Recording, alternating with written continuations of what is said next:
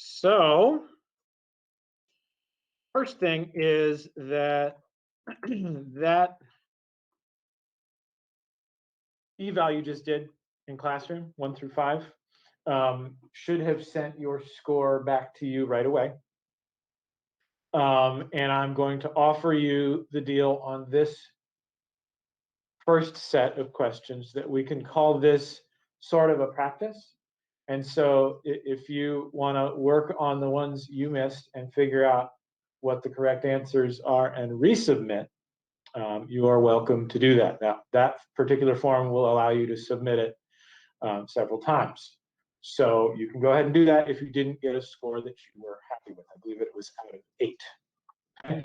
The problems for tonight, that will not be the case on. So use what you learned from 1 through 5 for the second set. Secondly, I don't think we got around to naming the type of problem that you did yesterday. And so that problem with the big Punnett square and the heterozygotes for 2 different traits is called a dihybrid cross. So make sure you write that down.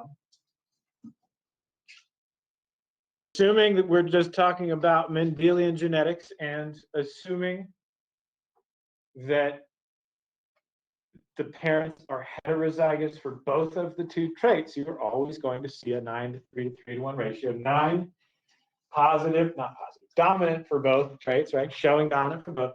3 dominant for the first, recessive for the second. 3 recessive for the first, dominant for the second, and 1 out of 16 recessive for both. Understand, though, that if that couple, and this goes back to the kind of what Punnett squares really are. Too many people will see, okay, well, that couple had 16 kids, and 12 of them are dominant. This can't be right. It's supposed to be 9 of them. Then you don't understand what Punnett squares are, right? Punnett squares say not that their 16 kids are going to be 9, 3, 3, and 1. What they say is that every time that couple has kids, what are the odds of each kid being dominant? What's the answer to that in this particular case? If it's a 9 to 3 to 3 to 1 ratio, and that couple has a kid, what are the odds of that kid being dominant? 9 out of 16, exactly, which is slightly over 50%, right? That's what it says. It doesn't say, I mean, there's a 50% chance, like if you flip a coin 10 times, the expected ratio is what? Ratio 1 to 1. Is that going to happen? It could. You could also flip a coin 10 times and get 10 heads. Really unlikely, but very possible. Right? So the Punnett square gives you probability. Doesn't tell you the outcome. It tells you what the odds are every time they have kids. That's important. All right, good. So here is the part where we start to move beyond Mendel and eventually beyond Punnett squares.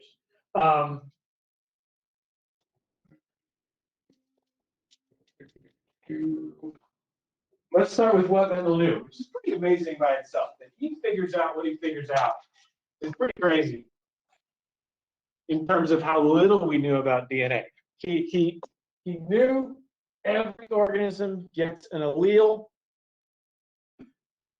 for each gene, for each. He knew that it's when you make gametes, when you make sperm and eggs, that's when the alleles are segregated.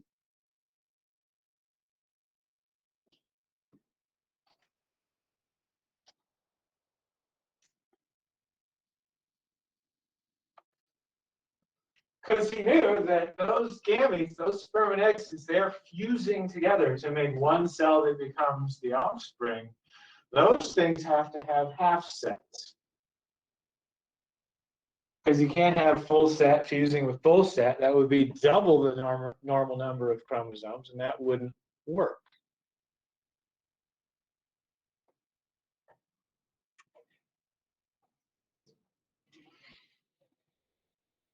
So now we kind of got to drag it kicking and screaming into the 1900s. when we start to figure out what genes actually are, right? What they're made of, what they do during the process of producing sperm and eggs, which is the kind of cell division you're going to learn about real soon.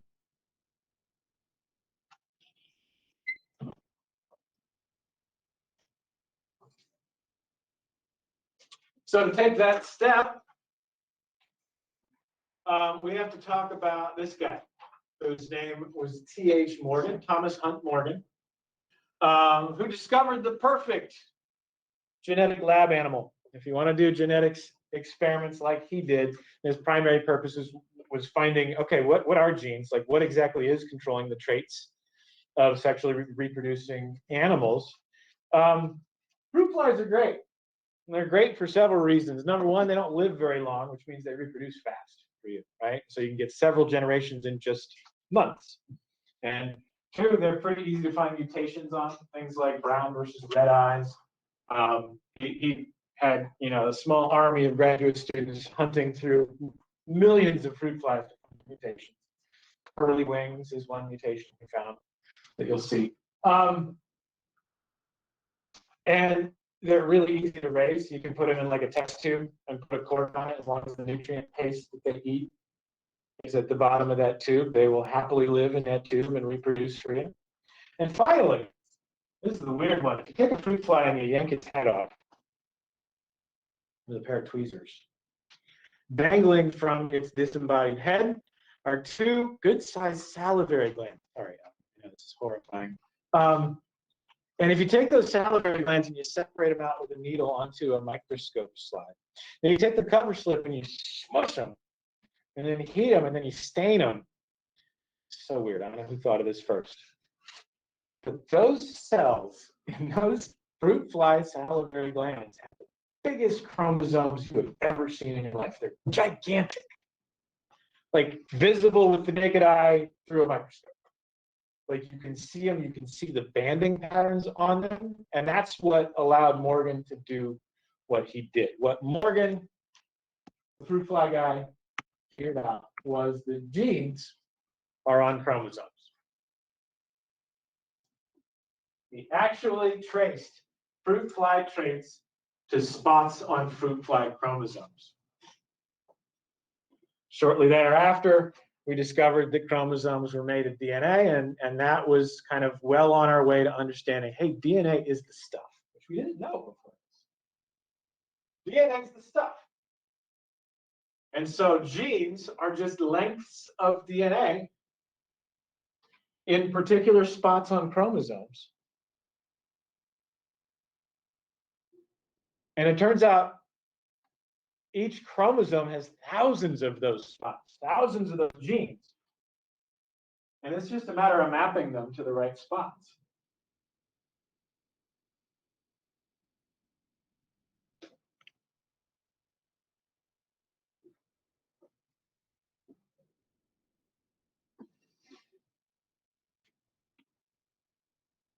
So literally, T.H. Morgan and his graduate students are going, okay, well, this fruit fly has brown eyes, and on the chromosomes under the microscope, on the third chromosome, we see this dark band. That the dark band is always there when the fruit fly has brown eyes. It's not there when it has red eyes. So that must be the gene for eye color in fruit flies. That's the kind of work they did. Just, pulling the heads off millions of fruit flies and looking at their chromosomes. Yeah, like if there's a hell and T.H. Morgan went there, he's probably reincarnated as a fruit fly.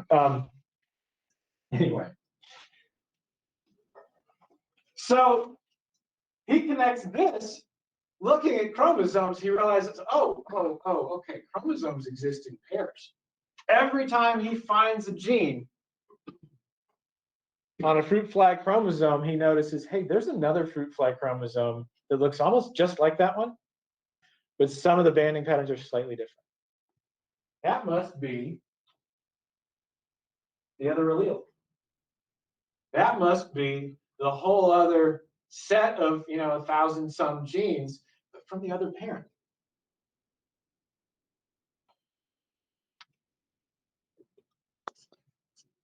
In other words, your 46 chromosomes, we can sort of draw from what he learns about fruit flies, your 46 chromosomes aren't really 46 different chromosomes. They're 23 pairs. There's really only 23 or 24, depending on how you look at it, different human chromosomes. You just got one of each one of those from your mom and one from your dad. Is animal with an odd number? No, because that's how well, okay, wait. Maybe some hybrids. Like, I think that has something to do with why mules are sterile, because there's a chromosomal mismatch there. And I don't know if that gives them an odd number, but it might. Good question. Why were mules good again? Because they're stronger and faster than donkeys, but smarter and more sure-footed than horses. They sort of have the best from each species. Isn't Down syndrome where like have an extra chromosome? Yes, Down syndrome is an extra chromosome on the 21st pair. So that is an individual who would have an odd number. Mm-hmm.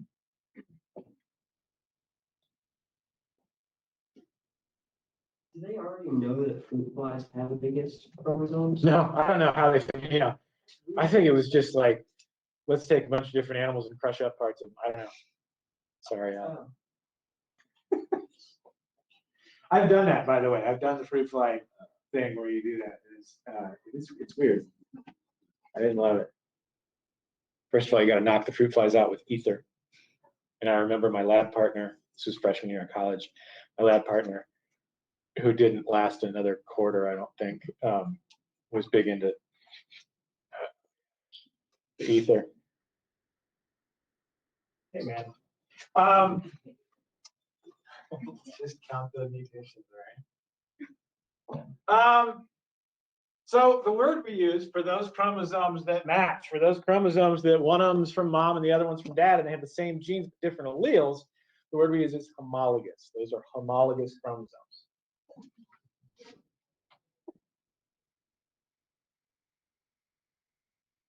Same genes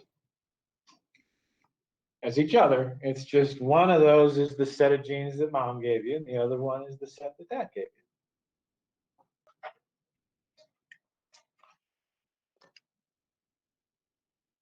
So where we're going next is the special kind of cell division called meiosis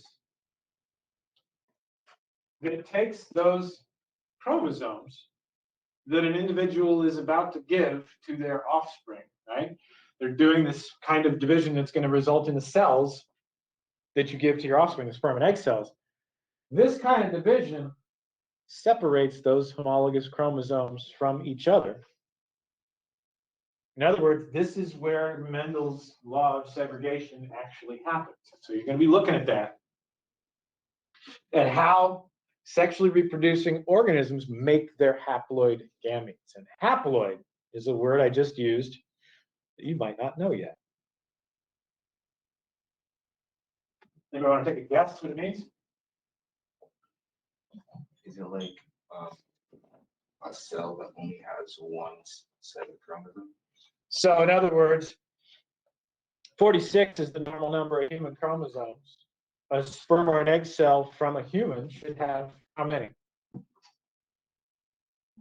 23. So 23 is the haploid number of human chromosomes. Can't remember if I defined those on the next slide or not. Oh, so here's another thing Morgan figures out.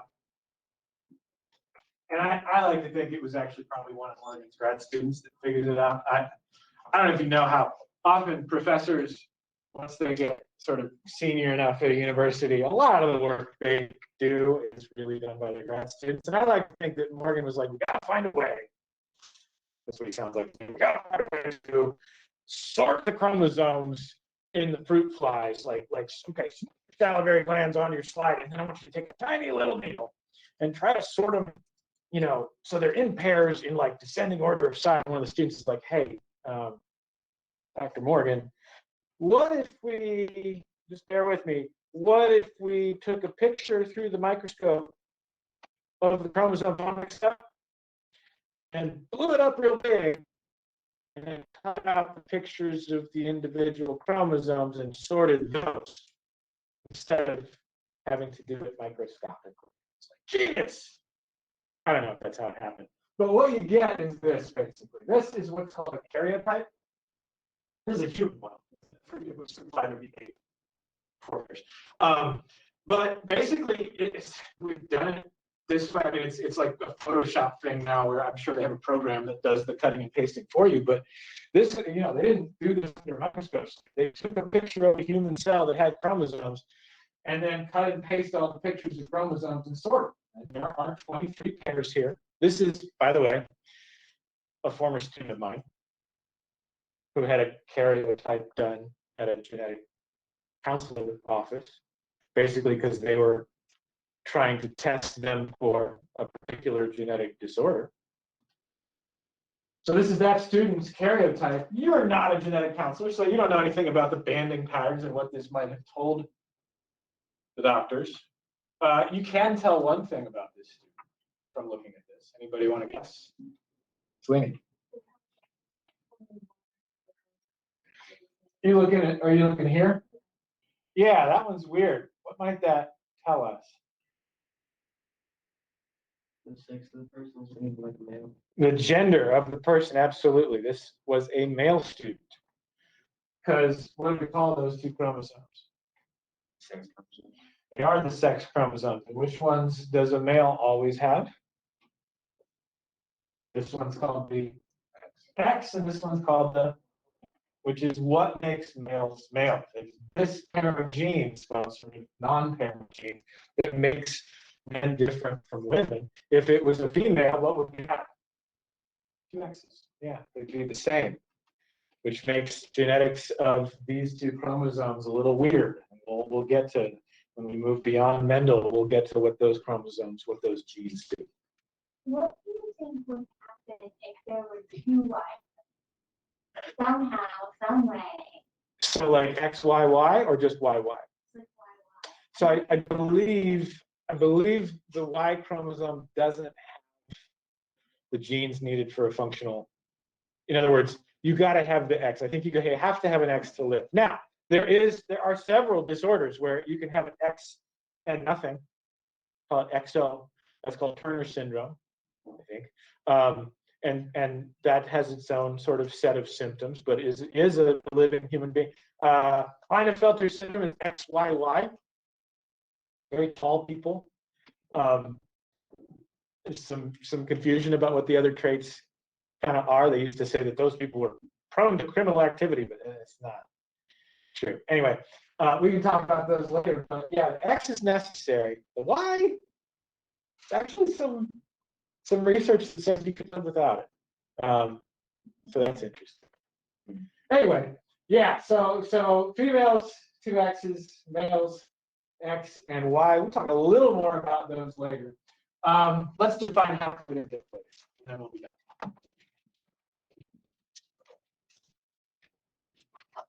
Diploid is the full set, right? Diploid is having 46 if you're a human, 8 if you're a fruit fly, 74 if you're a potato. 70 something. It is a lot.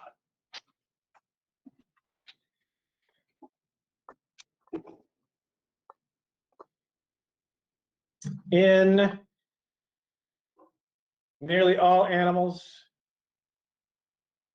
body cells, normal body cells are all diploid. That's sort of the normal state of body cells, having that double set. One set from mom, one set from dad. And then you do that one kind of division in that one place in your body that makes sperm or eggs. It creates haploid cells.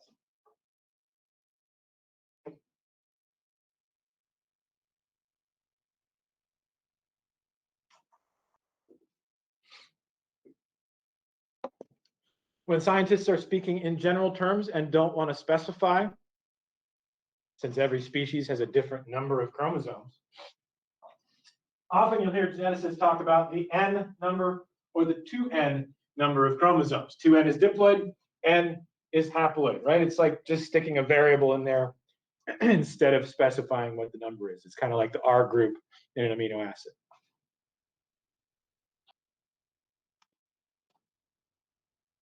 And again, the special kind of cell division that produces haploid gametes is what we're about to jump into starting tomorrow, and it's called meiosis. If you don't feel like you need to write that again, you don't have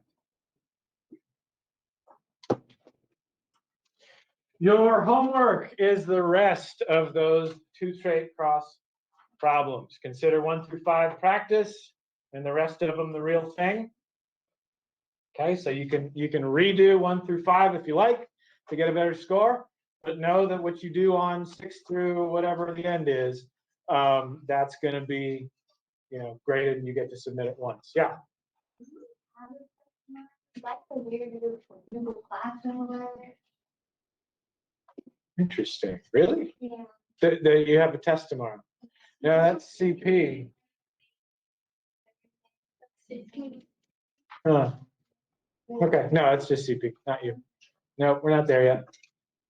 We will test 11 and 14, those 2 chapters together. So we're almost done. Meiosis is the last part of 11, and then 14 is non-Mendelian genetics.